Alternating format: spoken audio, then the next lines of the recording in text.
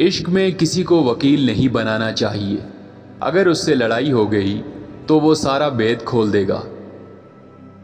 عورت کے سامنے مرد حیثیت ہی کیا رکھتا ہے، عورت سے دور مرد سب کچھ ہے، پر جب وہ عورت کے سامنے آتا ہے تو کشکول اٹھانے والا بھکاری بن جاتا ہے، کیونکہ عورت سے وہ سوائے خیرات کے اور مانگتا ہی کیا ہے۔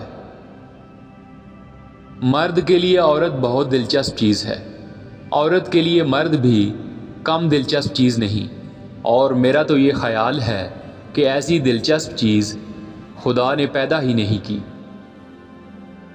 جب مرد اور عورت کی محبت ہوتی ہے تب کسی کو نہیں پتہ چلتا، مگر جب رشتہ ٹوٹ جاتا ہے ساری دنیا کو معلوم ہو جاتا ہے اور جگ ہنسائی ہوتی ہے۔ ہندی کے حق میں ہندو کیوں اپنا وقت ضائع کرتے ہیں؟ مسلمان اردو کے تحفظ کے لیے کیوں بے قرار ہیں؟ زبان بنائی نہیں جاتی، خود بنتی ہے، اور نہ ہی انسانی کوششیں کسی زبان کو فنا کر سکتی ہیں۔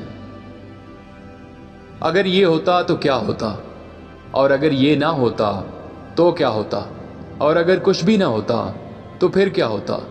ظاہر ہے کہ ان خطوط پر ہم جتنا سوچیں گے الجھاؤ پیدا ہوتے جائیں گے۔ مرد عورت کو کمزور، کم زبان اور کم عقل سمجھتا ہے۔ اس کے اس نظریے سے عورت کو فائدہ اٹھانا چاہیے۔ عورت کمزور صحیح، لیکن وہ کم زبان اور کم عقل تو نہیں۔ عورت اپنی عقل اور زبان سے کیوں نہ فائدہ اٹھائے؟